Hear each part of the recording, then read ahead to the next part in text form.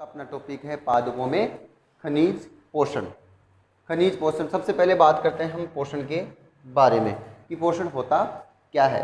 कि सभी सजीव होते हैं वो अपनी वृद्धि और विकास और अपने जीवन चक्र को पूरा करने के लिए बाह्य स्रोतों से कुछ पदार्थों को ग्रहण करते हैं और उन पदार्थों को हम क्या कहते हैं, पोषण कहते हैं। पोषण किसे कहते हैं? सबसे पहले बात करें अपन पोषण की, तो पोषण क्या होता है कि सभी सजीव होंगे, सभी सजीव वृद्धि के लिए, अपने आप की वृद्धि के लिए, विकास के लिए, अच्छी तरह से डेवलप होने के लिए और अपनी लाइफ साइकिल को कंप्लीट करने के लिए, जीवन चक्र को पूरा करने के लिए बाह्य स्रोत से क्या करते हैं, कुछ पदार्थों को ग्रहण करते हैं। बाह्य स्रोतों से कुछ पदार्थ ग्रहण करते हैं और जो पदार्थ ग्रहण कर रहे हैं उन्हें हम क्या कहते हैं, पोषण कहते हैं। सजीवों में जो पोषण की मूलभूत आवश्यकता होती है वो क्या होती है, समान होती है। सजीवों में पोषण की मूलभूत आवश्यकता समान होती है कि जैसे जैसे कोई भी सजीव होगा उसमें जो पोषण की जो मूलभूत आवश्यकता होती है लगभग समान होती है। अब पोषण के आधार पर अगर सजीवों को दो प्रकार से डिवाइड कर रखे हैं, पोषण के आधार पर सजीवों को दो भागों में डिवाइड कर सकते हैं हम, दो भागों में डिवाइड कर रखे हैं। दो प्रकार हैं, कौन कौन से हैं? एक तो है परपोषित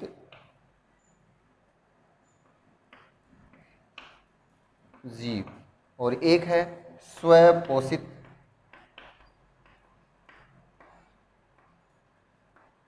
जीव। स्वपोषित जीव कौन से होते हैं और परपोषित जीव कौन से होते हैं? परपोषित का मतलब हो रहा है, सीधा सीधा हो रहा है, पर का मतलब दूसरे, यानी जो पोषण के लिए दूसरों से प्राप्त करते हैं। कौन से पोषण?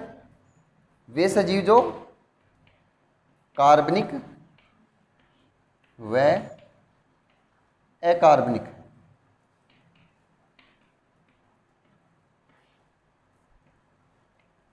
पदार्थों की पूर्ति बाह्य स्रोतों से करते हैं। पूर्ति बाह्य स्रोतों से करते हैं।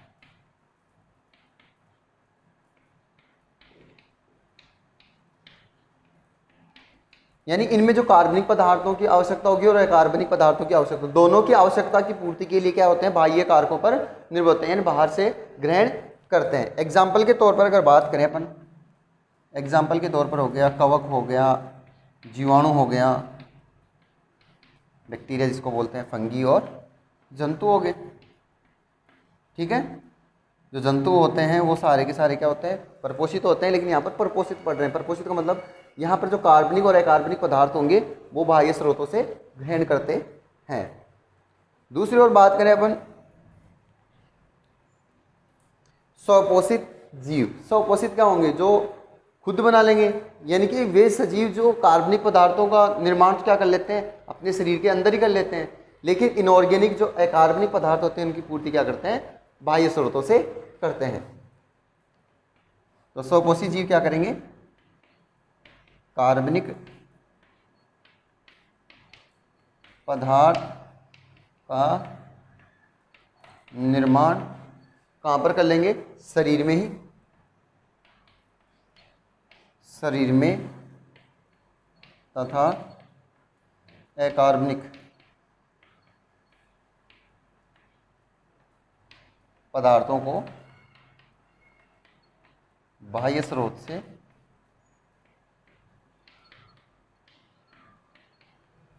ग्रहण करते हैं। ठीक है, एग्जाम्पल के तौर पर देखो, क्लोरोफिल युक्त प्लांट, क्लोरोफिल युक्त प्लांट। क्लोरोफिल युक्त जो पादप होते हैं वो क्या होते हैं? स्वपोषित जीव होते हैं। अब यहाँ पर बात करें कि हम प्लांटों में जिस पोषक की बात करते हैं वो कौन से होते हैं? खनिज पोषण होते हैं। तो क्या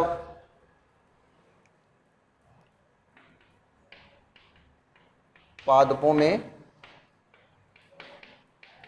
पोषण से तात्पर्य खनिज पोषण से है।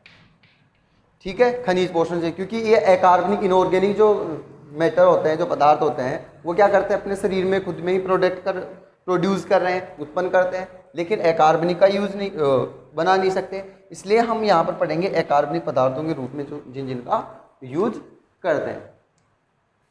बात करें कि क्या वास्तव में पादपों को पोषण, खनिज पोषण की आवश्यकता होती है?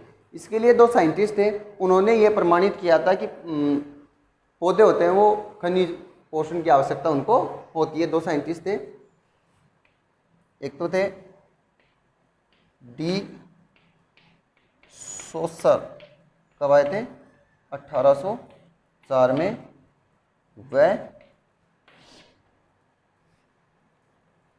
एक थे वॉन सेच, वो आए थे 1864 समथिंग। इन्होंने बताया कि प्लांट्स होते हैं वो किस पर निर्भर होते हैं? खनिजों पर निर्भरता को प्रमाणित किया था। इन्होंने क्या किया था? ने प्रमाणित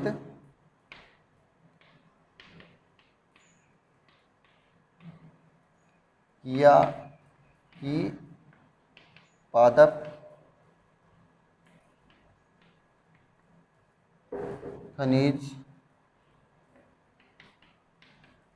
पोषक पर निर्भर होते हैं, ये 1800 लगभग 60।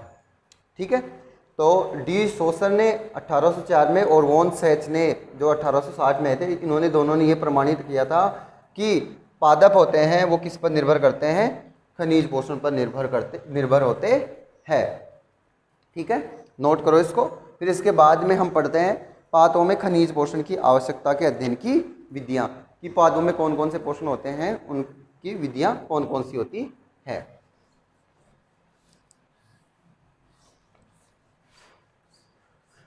पादपों में जो खनिज पोषण की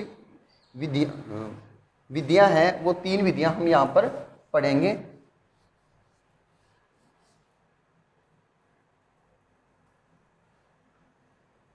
खनिज पोषण की आवश्यकता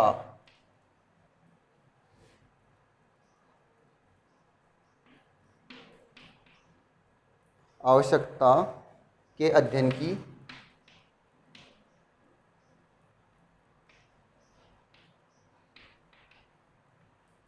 विधियां, यहाँ पर हम 3 विधियां पढ़ेंगे।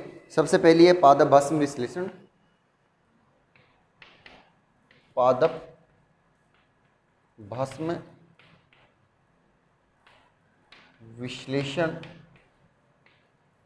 सेकंड जो विधि है वो है बालू संवर्धन प्रयोग। बालू संवर्धन प्रयोग। और थर्ड है जल संवर्धन प्रयोग। जल संवर्धन प्रयोग। यहाँ पर जो खनिज पोषण की आवश्यकता हो रही है उनके लिए जो विधियां हैं वो कौन कौन सी है? पादप भस्म विश्लेषण हो गया, बालू संवर्धन प्रयोग हो गया, जल संवर्धन प्रयोग। देखो नाम से ही इनके कि पादप भस्म यानी पादप की भस्म को विश्लेषण करके क्या किया जाएगा? खनिज पोषणों के बारे में पता लगाया जाएगा। दूसरी है बालू संवर्धन प्रयोग, यानी बालू को संवर्धित करके प्रयोग किए जाएंगे कि कौन से खनिजों की आवश्यकता है, कौन सी की नहीं है। जल संवर्धन प्रयोग यानी जल का यूज करके, जल के अंदर यूज करके हम क्या करेंगे? पदार्थों का किन किन खनिज पोषणों को आवश्यकता हो रही है। इसमें सबसे पहले हम पढ़ते हैं किसके बारे में?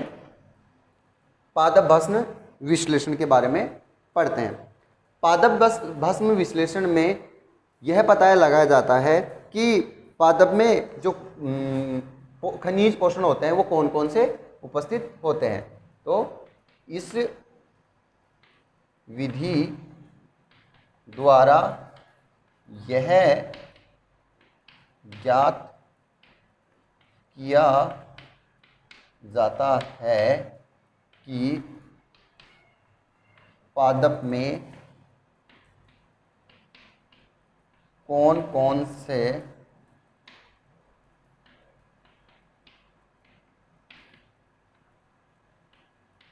खनिज पोषक उपस्थित होते हैं। ठीक है, कौन कौन से पोषक उपस्थित होते हैं। इस विधि में सबसे पहले क्या किया जाता है, एक पादप का जो नवोद्भित पादप होता है उसकी शाखा या प्लांट्स को क्या किया जाता है, काटकर जो ओवन होता है, ओवन के अंदर 70 से 80 डिग्री सेल्सियस पर 1 से 2 दिन के लिए क्या किया जाता है, गर्म किया जाएगा। गर्म करने की वजह यह है कि उसके अंदर जो नमी मौजूद है, जो जल मौजूद है, वो क्या हो गया, वाष्प के रूप में बाहर निकल जाएगा और जो अपने को जो भार प्राप्त होगा वो क्या होगा, शुष्क भार प्राप्त होगा। क्या करेंगे अपन कि पादप का क्या करेंगे, ताजे पादप का, नए पादप का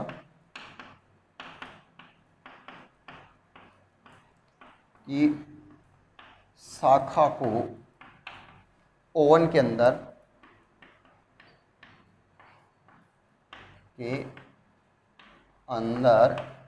70 से 80 डिग्री सेल्सियस ताप पर 1 से 2 दिन के लिए क्या किया जाता है, गर्म। ठीक है, गर्म कर लिया जाएगा तो इसकी जो वाष्प है वो सारी की सारी उड़ जाएगी। गर्म करेंगे, वाष्प क्या होगी,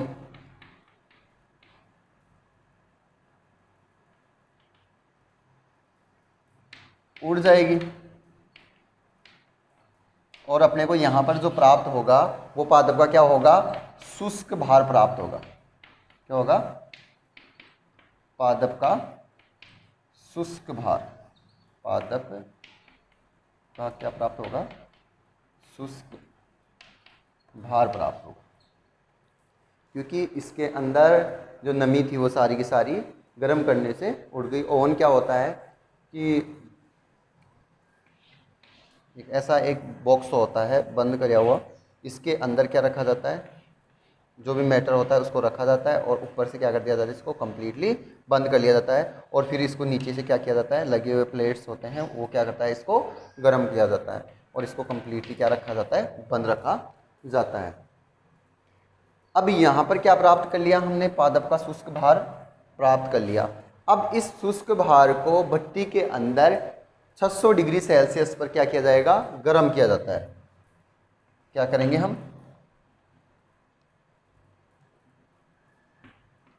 भट्टी के अंदर 600 डिग्री सेल्सियस पर क्या किया जाएगा, गर्म किया जाएगा। अब जब 600 डिग्री सेल्सियस पर इसको गर्म किया जा रहा है तो पादप के शुष्क भार के अंदर जो भी कार्बनिक पदार्थ होंगे वो क्या होंगे, अपघटित होंगे, विघटित होकर क्या हो जाएंगे, बाहर निकल जाएंगे। किस किस रूप में, कार्बनिक पदार्थ विघटित किस किस रूप में, CO2 के रूप में भी निकलेंगे, नाइट्रोजन के रूप में भी लिख लेंगे, मीथेन के रूप में भी लिख लेंगे, अमोनिया के रूप में भी निकल जाएंगे, एक्सेट्रा। इसमें क्या करेंगे, ये बाहर निकल जाएंगे। यहाँ पर ये ध्यान रखना कि पादप के शुष्क भार के अंदर क्या क्या होंगे, सेल वॉल भी होगी,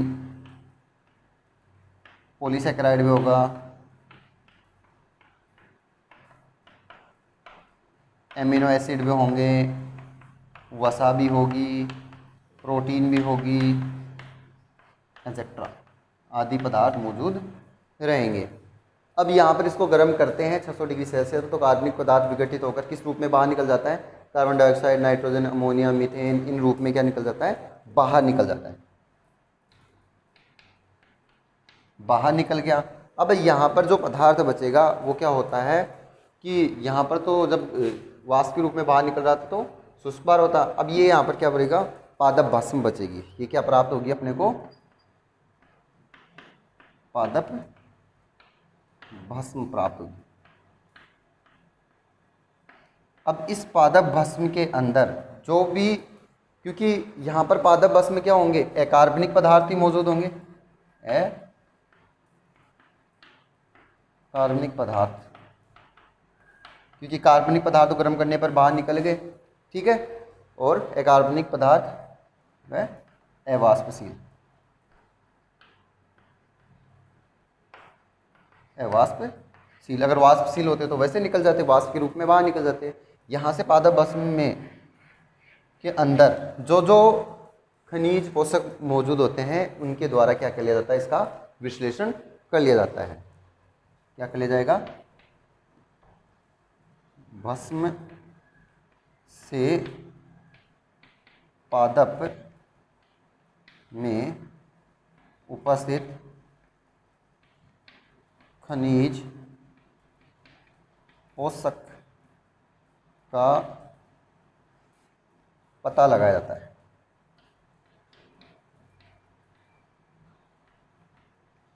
यानी कौन कौन से इसमें खनिज पोषक उपस्थित हैं। तो आपको समझ में आई पादप भस्म विश्लेषण, इसमें क्या करेंगे कि कौन कौन से खनिज पोषक मौजूद हैं वो पता लगाया जाएगा।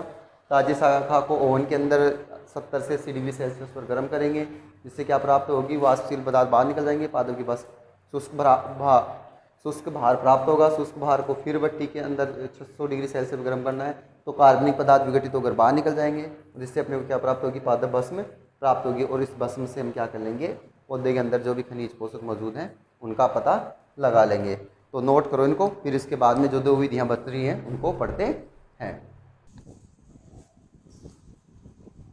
तो अब देखो नेक्स्ट विधि है बालू संवर्धन या संवर्ध विधि।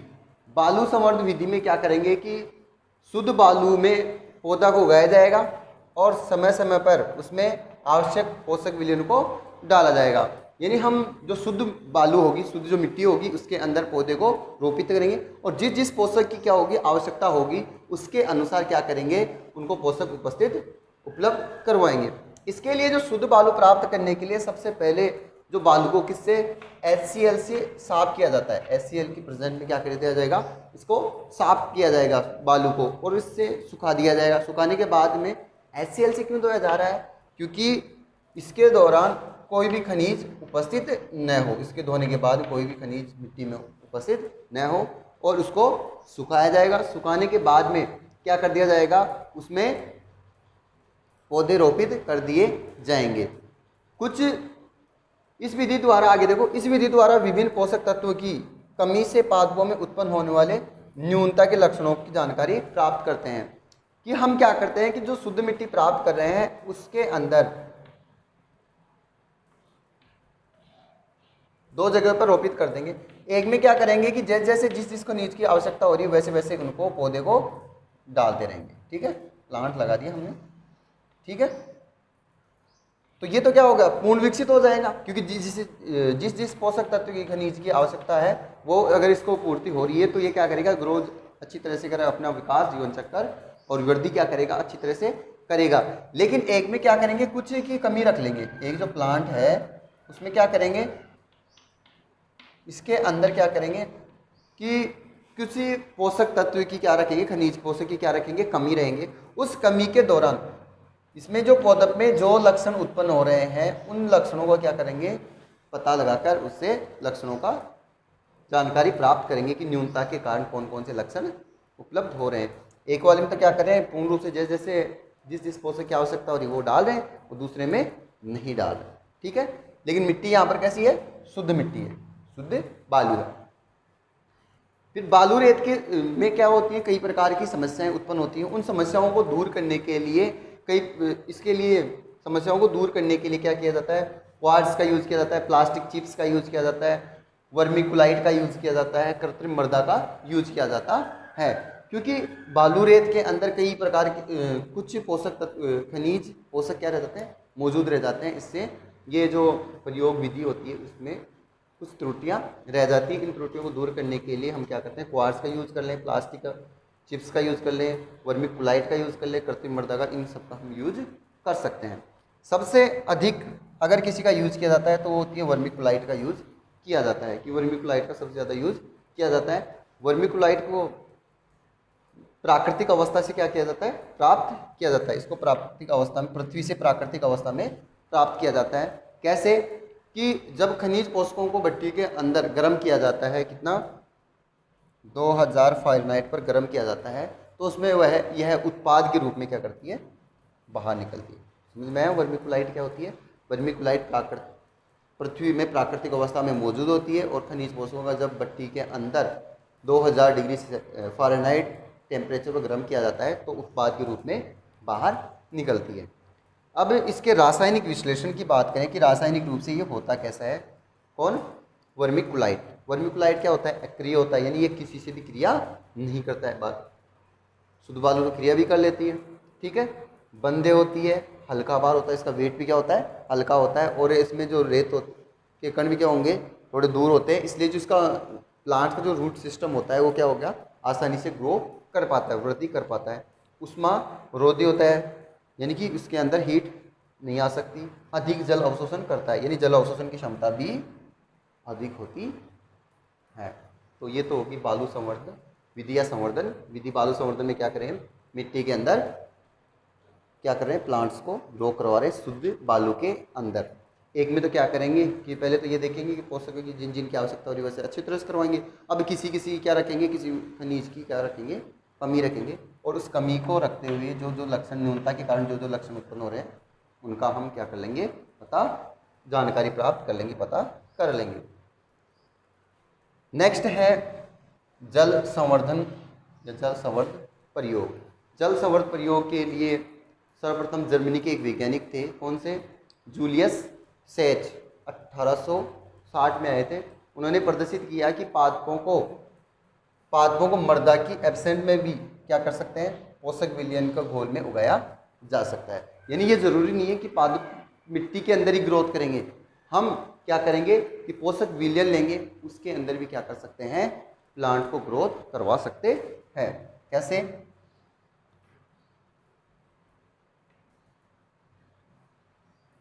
यहाँ से कॉर्क लगा हुआ, बंद कंप्लीटली बॉक्स है, और इसके अंदर क्या लगा देंगे,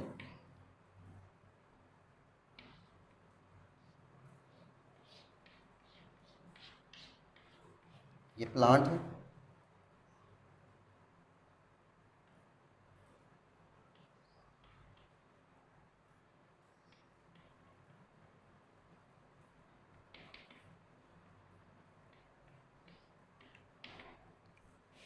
ठीक है। इस प्लांट्स के अंदर क्या लिखेंगे, इसके अंदर क्या भरेंगे, मिट्टी नहीं लगाएंगे, मिट्टी के अंदर नहीं है ये प्लांट, किसके अंदर है, पोषक विलयन के अंदर। क्या है ये, पोषक विलयन। इस पोषक विलयन के अंदर क्या रखना है, इसको ग्रो करवाना है। यहाँ पर आपको पता है कि जो रूट होती है वो रेस्पिरेशन के लिए, श्वसन के लिए किसकी आवश्यकता होती है, ऑक्सीजन की आवश्यकता होती है। तो ऑक्सीजन की पूर्ति के लिए क्या रखेंगे, एक पाइप के द्वारा, एक पाइप कीप के द्वारा क्या करेंगे, ऑक्सीजन की पूर्ति करवाएंगे। क्या करवाएंगे, इस पाइप के द्वारा क्या करवाएंगे, वायु, इसके अंदर क्या जा रही है, वायु, क्योंकि श्वसन के लिए क्या चाहिए, जड़ों को भी क्या चाहिए, ऑक्सीजन की आवश्यकता होती है। तो यहाँ पर क्या किया कि इन्होंने बता रहे कि जल संवर्धन प्रयोग में कि जल के अंदर यानी पोषक विलयन के अंदर भी प्लांट क्या कर सकता है, ग्रो कर सकता है। क्योंकि पोषक विलयन के अंदर जो जो जिस पोषक की आवश्यकता होती है वो सारे इसमें मौजूद होते हैं। और जड़ों के श्वसन के लिए, ऑक्सीजन के लिए क्या लगा दी, पाइप लगा दी। देखा गया कि प्लांट क्या कर रहा है, अच्छी तरह से ग्रो कर रहा है, कि मिट्टी की भी आवश्यकता नहीं होती है। इस प्रकार जिस जिस पोषक की आवश्यकता थी उसके अंदर, पोषक विलयन के अंदर मौजूद थे, और ये प्लांट क्या करेगा, उस जड़ों द्वारा इस पोषक विलयन से अवशोषित करके अच्छी तरह से ग्रो करेगा। ठीक है, दोनों विधियां समझ में आई, बालू संवर्धन विधि और जल संवर्धन विधि जो प्रयोग है वो समझ में आया। आज के लिए इतना ही। नेक्स्ट वीडियो में हम पढ़ते हैं कि खनिज पोषक के बारे में कि कौन कौन से खनिज पोषक होते हैं जिनकी आवश्यकता पादप को होती है। आज के लिए इतना ही। Thank you.